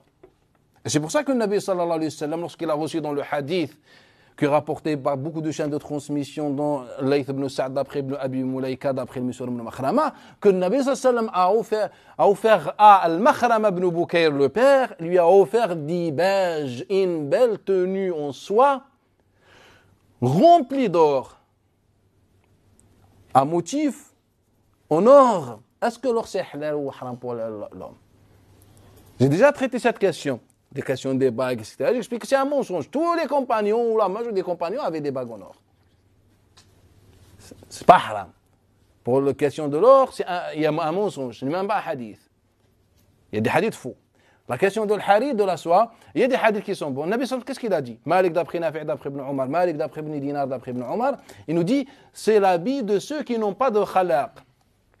En fait, dans la tradition, autrefois, ceux qui portaient la soie étaient les orgueilleux.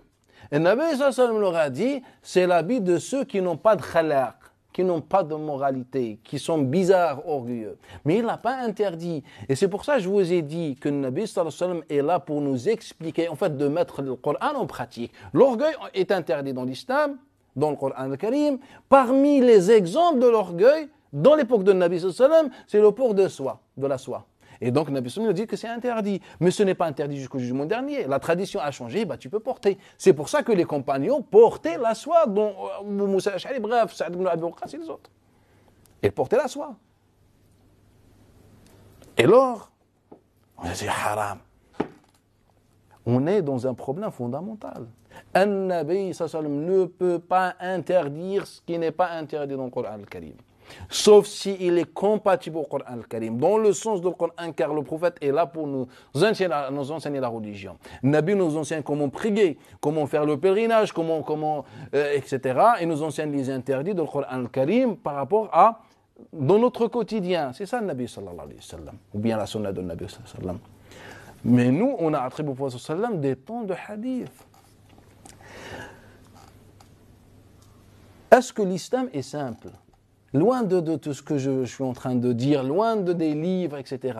Selon vous, si on demande même à un converti qui vient d'embrasser l'islam, il a un jour ou une heure, qu'est-ce qu'il en pense de l'islam? Est-ce qu'il pense qu'il est dur, difficile ou simple? Donc il pense qu'il est simple. Je pense que c'est le cas de tout le monde. Quand vous ouvrez les recueils du hadith, ils vont tomber sur des centaines, des milliards de textes et qui vous interdit tout et n'importe quoi, et qui mettent des exceptions sur tout et n'importe quoi, et qui mettent des critères sur tout et n'importe quoi, et qui différencient de tout de n'importe quoi. Est-ce que c'est simple? Ça va dans tous les sens. Quand vous prenez les recueils, ça va dans tous les sens. Il n'y a pas de mal que si on a beaucoup de hadiths de Nabi sallallahu alayhi wa sallam. Au contraire, c'est bien. Mais est-ce que les hadiths qu'on a font une harmonie dans le même sens? Ferme tes yeux, là, n'importe quel hadith que tu prends, en fait, tu es dans le même sens, ou bien hadith dans tous les sens? À tel point que les savants étaient obligés d'ouvrir beaucoup de parenthèses et d'exceptions. L'abrogation, la particularisation des textes, si on peut dire comme ça, et après, donc de ça, après on a parlé des sciences au sol le faire, qu'une partie n'est qu'un mensonge. Une grande partie de cette science est un mensonge, est faux, n'est même pas compatible avec l'islam. Après que c'est une science qu'on étudie pour avoir une culture générale, chacun est libre, mais avec cette science, tu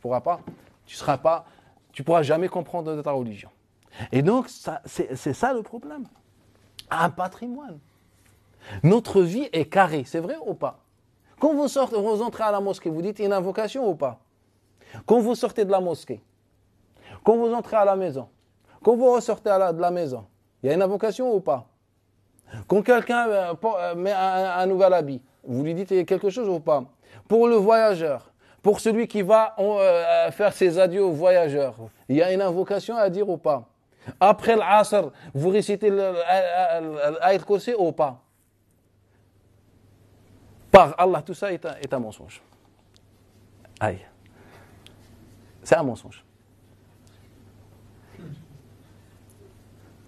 Aucun compagnon ne connaissait nos invocations qui sont par exemple dans la citadelle qui est connue. Aucun compagnon, par exemple. On a combien de hadiths d'invocations pour ceux qui ont la citadelle? Je ne sais pas combien, il y a peut-être 160. La dernière fois que j'ai lu ça, peut-être il y a 15 ans ou 20 ans, ce livre-là. Eh bien, je peux vous jurer que moins de 20 hadiths sont bons et le reste est mensonger. Un mensonge pur. On a compliqué notre vie.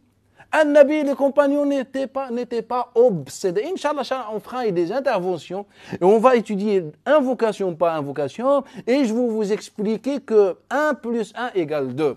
Que ces invocations sont mensongères et que le Nabi sallallahu alayhi wa sallam ne connaissait même pas ça. Ils nous ont compliqué notre vie. Quand tu sors de la mosquée, quand tu rentres à la mosquée, déjà l'invocation de la mosquée, ça vient de chez les juifs. Là, ouvre-moi les portes de ta rahma, ça vient de chez les juifs, c'est pas de chez le Nabi sallallahu alayhi wa sallam. Comme il rapporte Saïd ibn Abi Sa'id al-Makhbouri, etc. D'après Abi Hurayra, d'après Ka'b al-Ahbar. Et maintenant, le Nabi sallallahu alayhi wa sallam, qu'est-ce qu'il faisait? Comme les compagnons, al-dhikr. Tu prononces le nom d'Allah Ta'ala de la façon que tu connais. Moi, quand je rentre à la mosquée, je dis Bismillah. Un autre, il dit Subhanallah. Il remarque la sérénité là. Je dis Subhanallah. Un autre, il se rappelle de la grandeur d'Allah. Il dit Allahu Akbar. Il rentre à la mosquée. Ou tu dis Bismillah. Ou Allah. Et ça s'arrête là. C'était l'invocation des compagnons de Nabi sallallahu alayhi wa sallam. Quand tu rentres à la maison, la même chose. Quand tu achètes un nouvel habit, je te dis Mabrouk. Mabrouk alik. Bsahtek. Chacun sa tradition. Chacun sa tradition.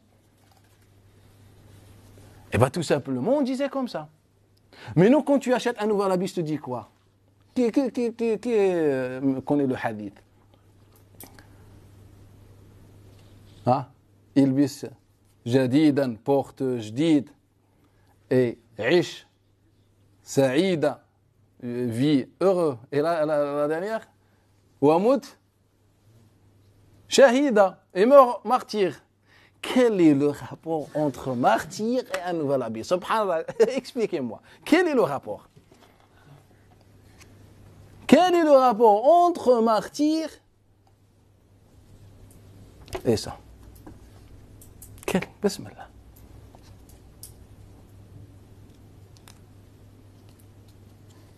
En fait, ce patrimoine, même si tu ne veux pas de lui, ou bien ce hadith-là, quand je dis patrimoine, c'est les hadiths-là que les savants ont authentifiés, ça a un impact négatif sur notre dîne.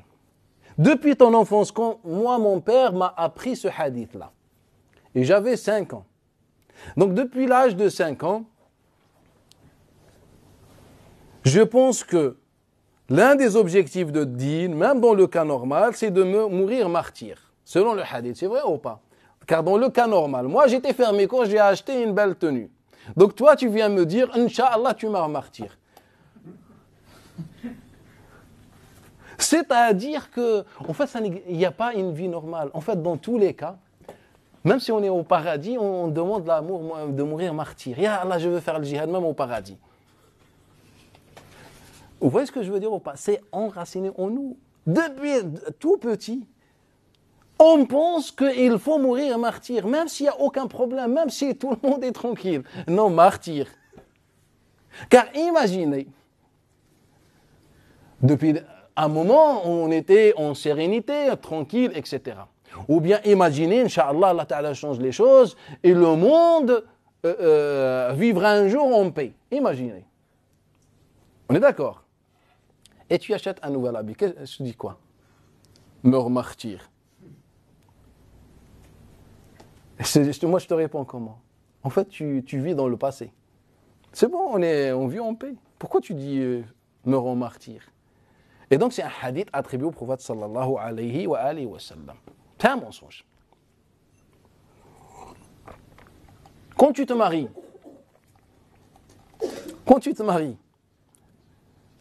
et le jour où tu rencontres ta femme, qu'est-ce que tu fais? Wallahi, c'est la honte pour nous. Tu mets ta main sur Nasiya, sur son front. Qu'est-ce que Nabi sallallahu alayhi wa sallam a dit, le hadith complet? Celui qui se marie ou achète une bête, qu'il mette sa main sur son front. Moi, j'ai acheté un chat.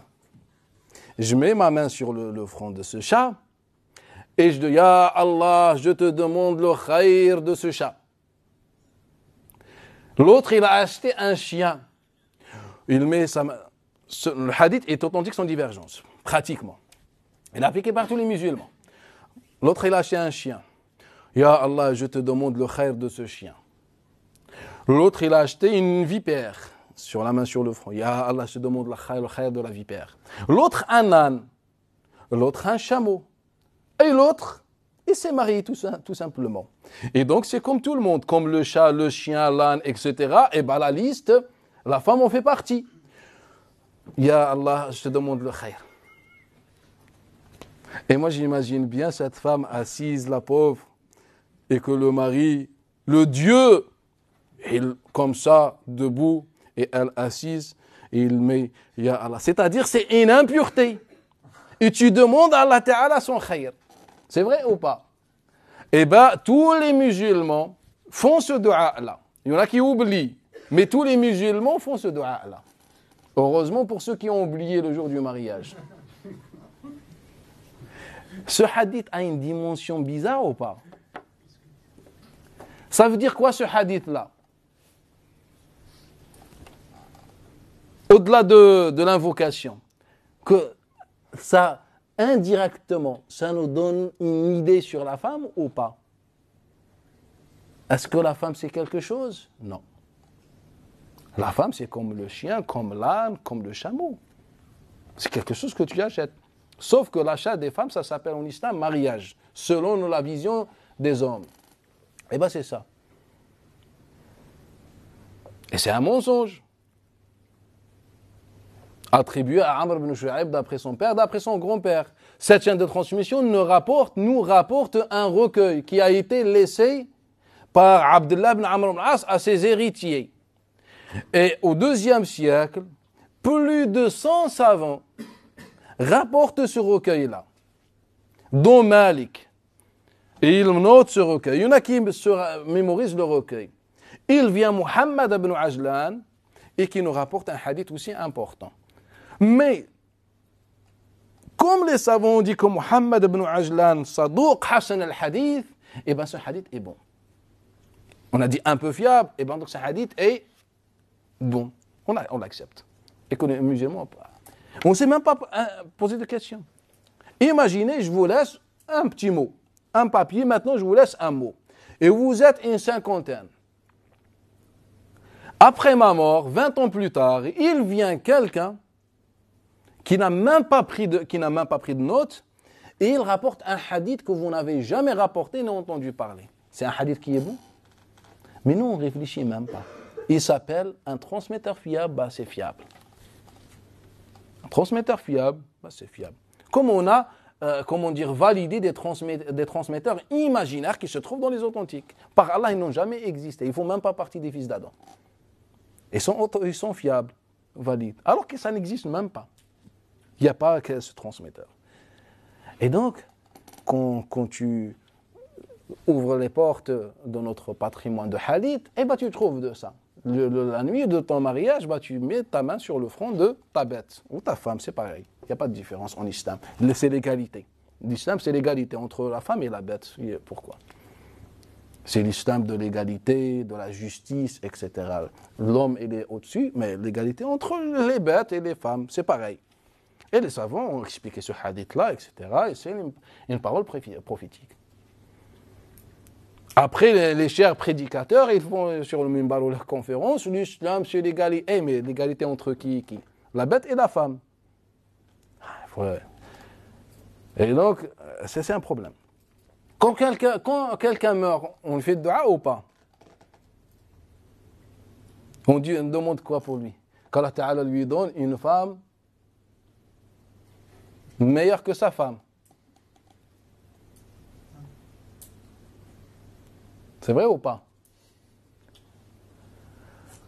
Et est-ce qu'on s'interroge si une femme meurt ? Est-ce qu'on lui demande un homme meilleur que son homme ? C'est honteux déjà de poser cette question. Parce que la femme, ça s'appelle la pudeur. C'est l'honneur. La femme, c'est l'honneur de l'homme ou pas ? Ça, c'est une culture maudite arabe. La femme est l'honneur de l'homme. C'est une culture maudite qui est venue de chez les Arabes. Et puis, elle a sauté le pas et se trouve dans notre religion. La femme, c'est la pudeur de l'homme, ou bien l'honneur de l'homme, du sharaf. C'est vrai ou pas ? En fait, c'est une culture arabe. N'a aucun rapport avec l'islam. La femme est une créature. Ce n'est pas l'honneur, l'objet. Ah, quand on touche à ma femme. En fait, notre religion aujourd'hui est bizarre, tout simplement. Et donc, quand quelqu'un meurt, on lui demande, ou bien on demande pour lui une femme meilleure que son épouse. Et pour ton épouse, si la femme meurt, on lui demande la même chose ? Non. Et puis les savants ont ouvert cette question, et ils ont dit qu'on ne peut pas se poser cette question, car la femme c'est la pudeur, etc. Et au final, c'est un hadith qui a été inventé par Muawiyah ibn Salih et compagnie, les gens de Bani Umayya, pour des raisons politiques. Et les hadiths sont notoires dans ce sens-là. Par exemple, le hadith qui parle sur le shirk al-asghar, le petit shirk, le shirk discret, c'est un mensonge historique. Il n'y a pas shirk asghar. Shirk asghar, shirk grand, vieux, shirk âgé, gros, shirk maigre, shirk femme, shirk homme. Et ça n'existe pas. Il n'y a pas quelque chose qui s'appelle comme ça. Et qu'on me dit plus discret que les mains à la marche de la fourmi, ça, c'est des chansons. Ce n'est pas des paroles. Et donc, le dua, quand tu fais un petit shirk, tu dois faire le dua, qui est dans la citadelle, je pense. Je me rappelle bien. Et donc, ce hadith-là a une dimension. La première, au-delà de dhikr, de faire une invocation, c'est qu'il y a un phénomène, il y a une menace qui s'appelle le petit shirk. Et il faut que tu passes toute ta vie en train de voir si le shirk est autour de toi. C'est un mensonge, subhanallah. C'est un mensonge. Il vient là, il me dit d'après un homme m'a rapporté d'après Abu Ma'qal ibn Yasar, il vient un autre, il dit, je ne sais pas comment ça, Abdel Malik ibn Abi Sulayman, si je ne me trompe pas, il dit d'après un certain Abu Moussa dont personne ne connaît, d'après Abu Moussa al-Ash'ari, Abu Ali d'après Abu Moussa al-Ash'ari, et nous, qu'est-ce qu'on fait? On fait le cocktail. Vu qu'il y a quelques chaînes de transmission, le hadith est authentique, renforcé. Tous ces hadiths-là, on va les voir, Inch'Allah Ta'ala, peut-être dans des interventions, peut-être dans le programme de cette année. Dans le programme de cette année, je vais vous expliquer l'origine des origines de chaque hadith, comme si vous êtes assis avec le premier qui a inventé le hadith. Pas de je ne sais pas. 1 + 1 = 2. Ce n'est pas je pense comme ça ou mes analyses personnelles. Je vais vous faire lire ce qu'on a dans notre patrimoine, et vous allez voir avec vos propres yeux que plus de peut-être 60% des invocations, par exemple, et dans des hadiths dans notre patrimoine, est faux, inventé, mensonger, tout simplement. Donc il n'y a pas un shirk petit qui menace les musulmans. En fait, tu déclares ton amour pour Allah, tu n'adores qu'Allah Ta'ala. Ça s'arrête là. Le shirk, tu l'as oublié derrière toi. Il n'y a plus de shirk maintenant. Il n'y a plus de shirk petit ou je ne sais pas. Et que c'est une menace ou je ne sais pas. Il n'y a pas quelque chose de shirk. Il y a quelque chose, il y a des adorations du cœur. Ça, c'est autre chose. Mais que tu viens me dire, il y a un shirk al-asghar, et qu'il est discret, il faut que tu fasses des invocations, et que tu es menacé par ça, et tu me fais rentrer dans un système bizarre, eh bien, c'est un mensonge. Donc, Allah Ta'ala, dans le Coran, il nous dit, Allah, dans Surat al-Nisa, veut vous alléger votre vie car l'insan, l'humain, a été créé faible. Allah nous dit ça clairement. Pourquoi ya Allah, tu as fait descendre le Coran al-Karim il nous dit pour vous alléger votre vie. Est-ce qu'on trouve un allègement dans tous ces enseignements? Quand je sors de ma maison, il faut que je dise un dhikr précis, c'est un mensonge. Je fais dhikr, je suis libre, subhanallah.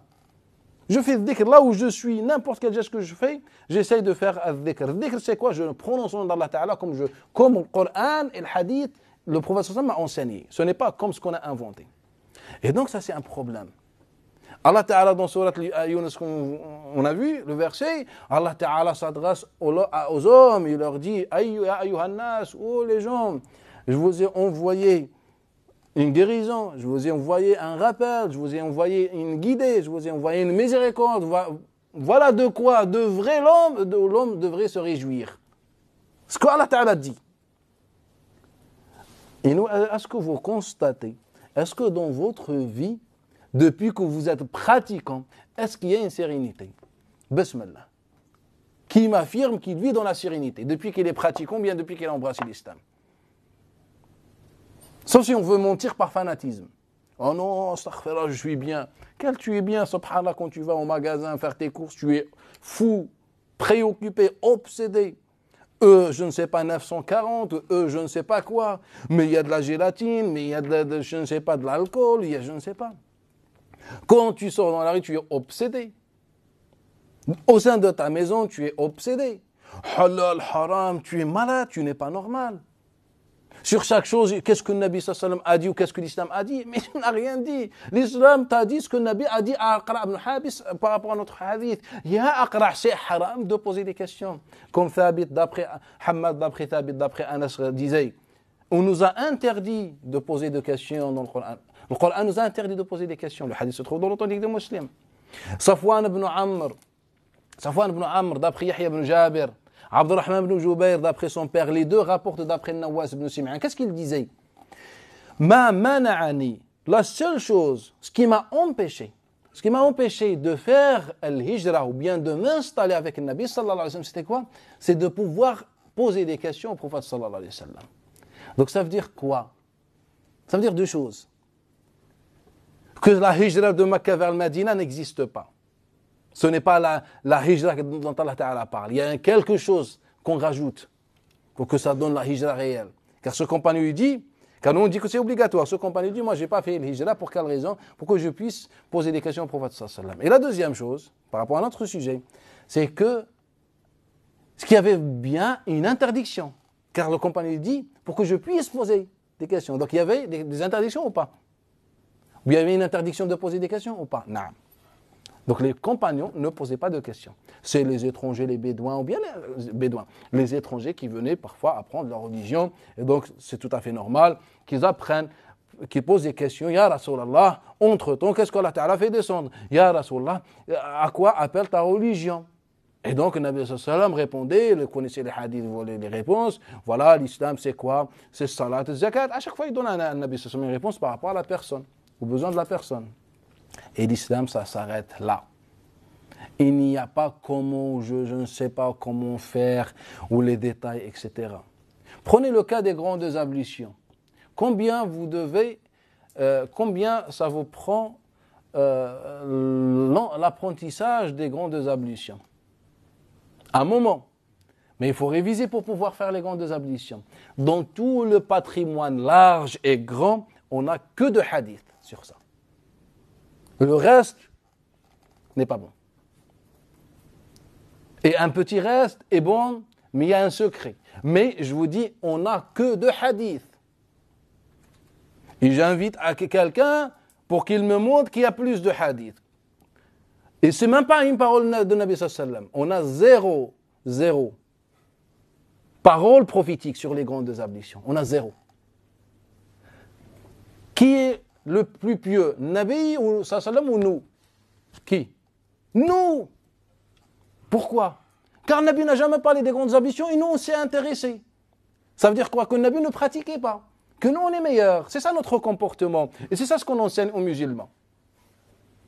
Sauf qu'on est incapable de dire on est meilleur que Nabi sallallahu alayhi wa sallam. Il faut qu'on est capable de dire. Car si Nabi n'a jamais parlé d'une chose, et moi je passe des années pour l'apprendre, c'est que, voilà, moi, je m'inquiète plus sur ma foi que Nabi sallallahu alayhi wa sallam. C'est vrai ou pas? Et bien dans tous nos patrimoines, juste un exemple, un Nabi n'a jamais, avec ses lèvres bénies, n'a jamais parlé des grandes ablutions. N'a jamais. Les grandes ablutions obligatoires, comment les faire, par quoi commencer, etc. N'a jamais. On a deux hadiths, c'est même pas deux hadiths, en fait, deux questions qu'on a posées à Aïcha et Maïmouna. Et ceux qui ont posé ces deux questions à Aïcha et Maïmouna étaient des membres. Il y avait le neveu de Maïmouna ibn Abbas, et pour Aïcha, il y avait le Qasim ibn Muhammad et Urwa ibn Zubayr qui ont posé une question à leur tante. Une affaire privée. Ces transmetteurs ont voulu partager avec nous ce que Aïcha et Maïmouna ont dit. Est-ce que le Nabi a transmis la religion ou pas? Naam, a bien transmis la religion. Pourquoi le Nabi n'a jamais parlé des grandes ablutions? C'est que tout simplement, les grandes ablutions, ça ne s'apprend pas, subhanallah. On n'apprend pas à faire... Pourquoi tu apprends à faire une douche? Tu ne sais pas faire une douche? Tu as un robinet? Non. Tu fais comme ça, tu tournes, ça dépend, et tu te mets sous l'eau. C'est compliqué. Tu n'as pas un robinet avec un seau, une bassine. Tu n'as rien, un fleuve, tu jettes dedans. Et tu ressors.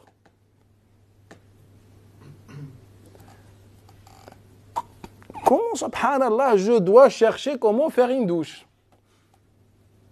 Donc si le prophète me dit lave tes mains, je dois chercher comment le Nabi lavait les mains. Il prenait un peu, il y avait des gouttes qui tombaient, je dois compter combien de gouttes pour que je... Il faut être logique.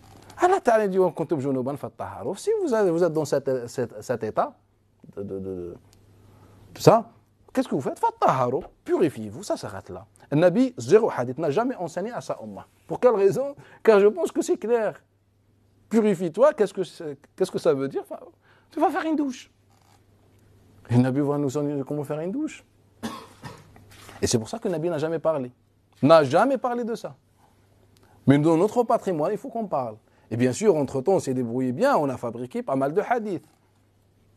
Au IIe siècle, l'âge d'or de la jurisprudence islamique. Et donc, la même chose avec le wudu, la même chose avec tayammum. Quand tu fais le wudu, tu laves tes mains 3 fois, c'est un mensonge. Quand tu fais le wudu, il faut que tu fasses tes oreilles, c'est un mensonge. Que, je ne sais pas. Le Nabi sallallahu alayhi wa sallam faisait ce qu'Allah Ta'ala dans le Coran al-Karim. Parfois, 1 ou 2 fois, si le texte est bon, il n'est pas bon, mais il est possible que le Nabi sallallahu alayhi wa sallam a fait ses oreilles. Il est possible que le Nabi sallallahu alayhi wa sallam a lavé ses 2 mains. Pas 3, ni 4, ni 5.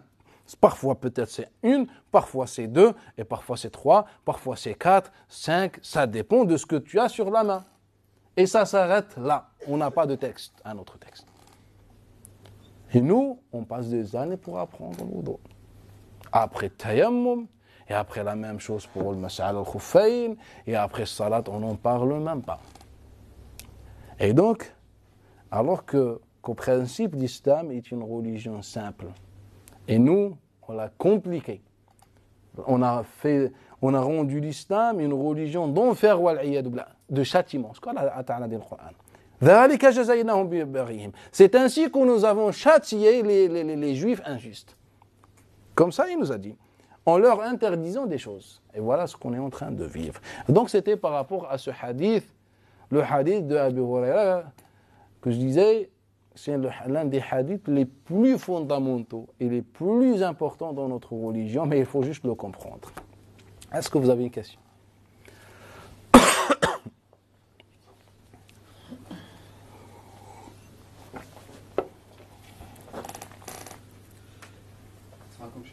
Tout à l'heure, c'était donc en fin de compte, vous n'avez pas fait d'erreur. C'est-à-dire que c'était bien haram en premier dans la sourate, dans le verset. Je ne me rappelle pas. C'est dans la sourate Yunus, verset 59. Vous avez commencé par haram et ensuite halal. Et moi, je vous ai dit non, c'était l'inverse. Mais en fin de compte, c'est bien le haram. Je ne me rappelle pas. Mais bref. Et par contre, dans la traduction, ils mettent licite en premier et interdit. C'est pour ça que je vous avais corrigé. Donc, c'était pour le premier truc. Et ensuite, pour les ablutions. Donc, pourquoi, par exemple, quand on nous enseigne même le rousse, le sunnah, qu'il faut commencer par mettre juste l'intention c'est vraiment super détaillé, c'est-à-dire que l'intention d'abord des obligations de l'abus. En fait, vous pouvez demander aux djinns comme aux ins s'ils sont capables de vous apporter un seul hadith dans lequel le Nabi parle d'une intention de proche ou de loin. Bismillah. Aïe, bismillah. Je vous donne tout le temps nécessaire. Inch'Allah, si on ne se reverra pas, Inch'Allah, vous venez sur ma tombe et vous me dites que tu as menti. On a découvert un hadith. C'est que le Nabi n'a jamais enseigné ça à sa umma. Donc ça veut dire que les compagnons n'ont jamais fait un rousse le sunnah du vendredi comme ça. Non, je ne parle pas du rousse sunnah ou pas. Je parle de le rousse en lui-même, les grandes ablutions obligatoires. Comment les faire? Il faut mettre une intention. On n'a pas de texte. Pourquoi le Nabi n'a pas enseigné aux compagnons de mettre une intention? Ces compagnons qui ont embrassé l'islam, ces étrangers qui venaient apprendre l'islam, en quel moment le Nabi leur a dit, voilà, il faut mettre une intention? Est-ce que le Nabi a caché la religion? Il n'a pas caché. Pourquoi on n'a aucun texte? Donnez-moi un hadith qui parle d'une intention associée à une adoration. Bismillah. Sur, je ne sais pas, les ablutions, les grandes ablutions, sur la prière. Donnez-moi un hadith dans lequel vous devez mettre une intention. Quand vous voulez faire une prière, il faut que vous précisiez la nature de la prière obligatoire ou pas, dhuhr ou l'asr, en groupe ou individuel, rattraper ou pas rattraper. C'est ça donne envie de se suicider, tout simplement.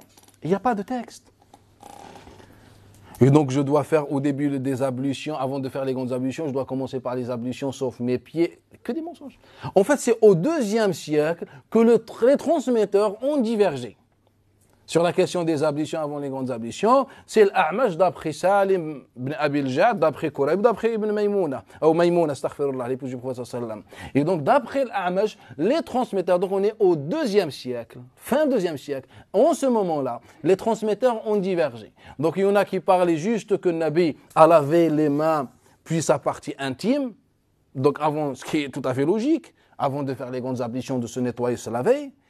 Et on a qui rajoutait, il a fait des ablutions, d'autres ils disaient, il avait les mains, la partie intime, son visage, son nez, sa bouche, et ça s'arrête là. Donc je lave comme ça, voilà, comme ça je suis en forme. Bref, c'est au IIe siècle qu'on a parlé de ça. Et après vient Hicham d'après Urwa, d'après Aïcha, il donne une version dans laquelle parle des ablutions avant, sauf les pieds. Et après Abu Salama ibn Abdurrahman, il nous dit non, ce n'est pas vrai. Généralement, moi, quand j'avais étudié cette question-là, il est justifié en citant, je crois, le hadith de Omar ibn Khattab qui dit que les actes ne valent que par leurs intentions.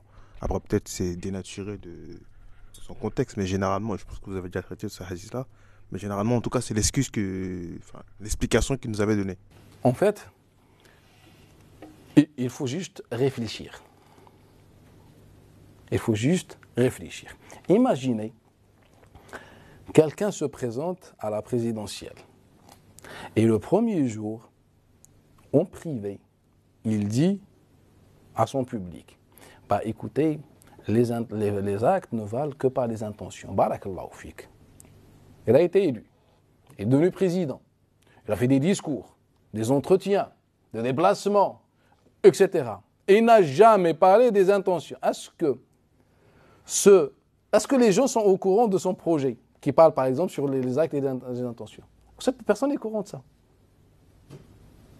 Pour un président, ça pose pas problème. Bref, il a eu son trône. Là, il s'agit de Nabi sallallahu alayhi wa sallam. Personne n'est au courant de cette intention. On supposait que le hadith de Omar ibn Khattab est bon. On a déjà expliqué, j'ai déjà expliqué l'histoire. Et même si on prend le hadith là, et tout ça, le hadith ne parle même pas des adorations. En fait, les hadiths parlent de ceux qui font pour Allah. En fait, c'est la sincérité, c'est pas l'intention dont on connaît dans le fiqh. En fait, il parle de l'intention. Tu as fait pour Allah et son messager ou pour la dunya. Donc ça ne parle même pas. Et même le hadith, ce hadith-là, personne n'était au courant de ce hadith-là, tout simplement. Donc comment tu veux... En fait, c'est ça le problème, c'est que nous, on ne sait pas réfléchir. Je ne parle pas de vous, je parle des jours. On ne sait pas réfléchir. C'est que comment tu es capable de justifier un jugement en allant le chercher dans un recueil dont personne ne connaît. Vous voyez ce que je veux dire? En fait, le Nabi, sallam, normalement, est censé enseigner la religion. Normalement, sa religion ne doit pas passer inaperçue. Tout le monde connaît les principes. Si je vous dis, on a 5 prières en islam. Est-ce qu'il y en a qui vont me dire, mais non, il faut un texte? C'est ça l'islam. Quelque chose de clair, simple. Si je vous dis, il y a 2 prosternations, il y a l'assise entre les 2 prosternations, il y a le tashahhud, est-ce que vous allez me dire, mais il faut un texte? Non, en fait, c'est ça l'islam, c'est notoire, connu, ça s'arrête là. Mais pour l'intention, le cheikh doit chercher comment utiliser un hadith comme argument. Ça veut dire quoi? Il est en train de vous manipuler. Ça veut dire déjà, lui, il est une victime de son ignorance. C'est une victime de lui-même. C'est ça le problème. J'avais une autre question, c'était par rapport justement au rapport que les hadiths doivent avoir avec le Coran. Est-ce que vous ne pensez pas que, après je ne sais pas si vous avez déjà traité le sujet, qu'on devrait se servir, en tout cas concernant les injonctions coraniques, est-ce qu'on ne devrait pas se servir des hadiths uniquement pour ça? Dans le sens où, quand ça concerne tout ce qui est interdiction ou obligation, on pourrait avoir recours aux hadiths, mais toujours par rapport et uniquement au Coran. Mais quand il s'agit, par exemple, de bonnes exhortations, comme vous avez dit, le fait de faire le bien, d'être généreux, et que là, même si c'est faible, ça ne rentre pas en contradiction avec le Coran ou la nature de ce qu'on connaît des caractères prophétiques. Est-ce que vous ne pensez pas qu'on devrait avoir recours aux hadiths uniquement pour interdire, en tout cas, uniquement dans le contexte de vouloir clarifier le Coran? En fait, c'est ce que je disais. En fait, le hadith est là juste pour nous expliquer, nous interpréter le Coran al-Karim, ça s'arrête là. Le Coran a appelé au khayr, à la bienfaisance, et donc le hadith, normalement le hadith devrait aller dans le même sens. Le Coran al-Karim a interdit par rapport à ce verset d'aujourd'hui, interdit 2 principes, par rapport à la nourriture, la viande et tout ça, a interdit 2 choses. Ce qui nuit à la santé et ce qui est fait pour des idoles. Et donc, le hadith devrait aller dans ce sens-là. Et ça s'arrête là. Et voilà, normalement c'est ça le hadith. Donc ça veut dire que si par exemple j'ai un hadith du prophète, alayhi salatu wassalam, qui m'interdit quelque chose mais que le Coran ne me l'interdit pas. Et donc, pour les interdits de Nabi sallallahu alayhi wa sallam, en fait ce que vous devez savoir, c'est qu'il faut savoir que Nabi sallallahu alayhi wa sallam a interdit beaucoup de choses. Mais c'est des choses qui reflètent des interdits déjà dans le Coran. Allah interdit l'injustice. Imaginez, il y a un acte qui reflète une injustice. Nabi sallallahu alayhi wa sallam va l'interdire. Mais il faut savoir que cet acte dépend de son contexte. Tant qu'il est considéré comme une injustice, il restera interdit. Comme par exemple, le prophète sallallahu alayhi wa sallam dans le hadith interdit la soie. La soie n'existe pas dans le Coran al-Karim. Ce qui est dans le Coran al-Karim, c'est l'orgueil. Et donc, tant que la soie est un habit des orgueilleux, l'interdiction reste. Et une fois la tradition change, on revient à l'autorisation tout simplement. C'est comme ça. Concernant l'âne domestique dont je parlais, je pense que je n'ai pas répondu. En fait, l'âne domestique, même quand on prend l'authentique de Bukhari, on trouve le hadith de Abdul Wahid d'après Shayban et d'après Abdullah ibn Abi Awfa le compagnon. Il disait, lorsque Nabi sallallahu alayhi wa sallam a interdit les ânes, en fait, les a pas interdits comme ça, comme les savants expliquaient. En fait, il le dit, lui. Il dit, nous disions, nous les compagnons. Donc, il va parler de ce que les compagnons disaient. De ce que les compagnons disaient. Donc là, on a un témoignage, pas une conclusion d'un compagnon. Il nous dit, nous les compagnons disaient quoi? Il y en a qui disaient que Nabi a interdit les ânes, car ces ânes-là n'appartenaient pas à ces gens-là. C'est que j'ai trouvé un âne qui ne m'appartient pas et je l'ai égorgé. Car il y avait une difficulté, les gens ils étaient un peu affamés. Et donc Nabi leur a dit, non, c'est haram. Abdullah ibn Abi Awfa, toujours le même il dit, il y en a qui disaient que ces ânes en particulier, il dit comme ça, que ces ânes en particulier mangeaient an-najasa, l'impureté. Yani, plus précisément, le sang des femmes pendant les cycles, etc. Ces ânes-là, ils étaient nourris généralement par ça, dans cette région. Et donc, on avait selon le témoignage, on avait deux avis. Donc les deux avis ne parlent pas d'une interdiction générale. Maintenant que tu viens et que tu veux que tu me dis voilà moi je veux manger un âne domestique, car les zèbres je pense il n'y a pas de divergence que c'est autorisé, mais tu me dis j'ai envie de manger un âne domestique, je te dis Bismillah, c'est lion grillé, ça ne te concerne que toi. Mais tu ne peux pas me dire que c'est haram, car le Nabi a interdit à Khaybar. Tu n'es pas mieux que les compagnons. Les compagnons n'avaient que deux interprétations.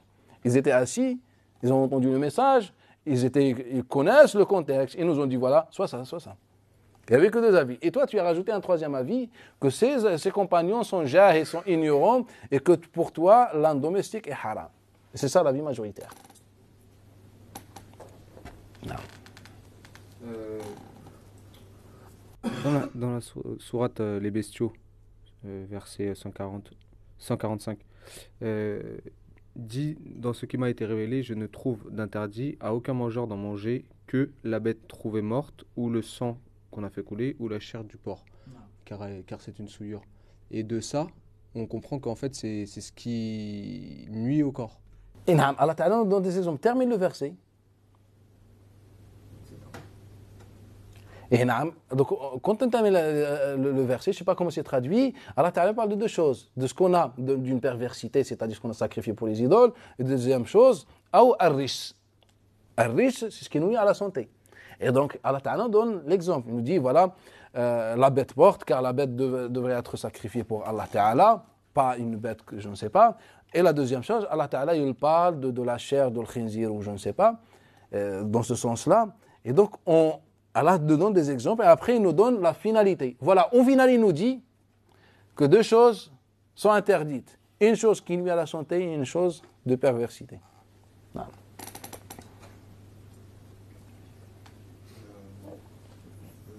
Par rapport aussi je ne sais pas si c'est la méthode des Usuli ou des Muhaddisines, quand ils traitent de la sunna, ils le divisent en trois catégories, je crois.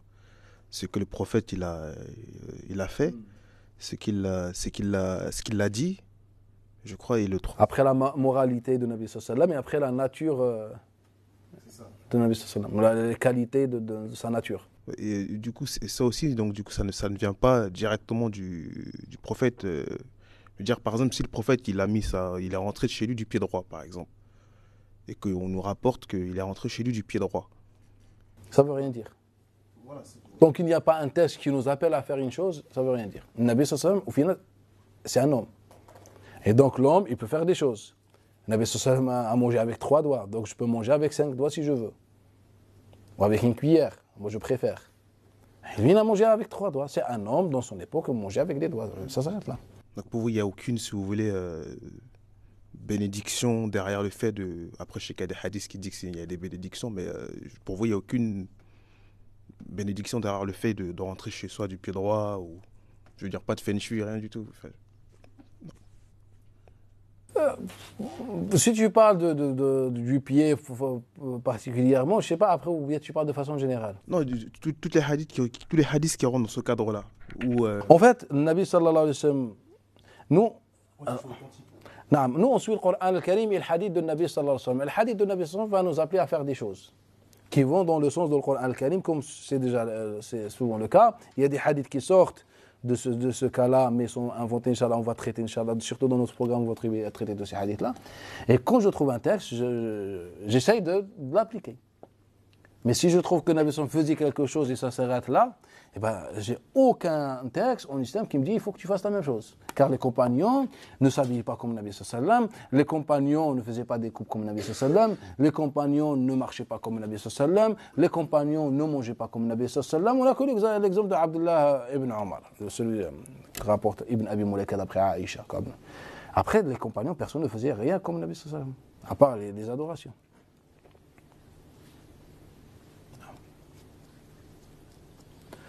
Donc on s'arrête Inch'Allah et puis on reprend بإذن الله تعالى la prochaine fois. سبحانك وبحمدك نشهد أن لا إله إلا أنت نستغفرك ونتوب إليك وبارك الله فيكم.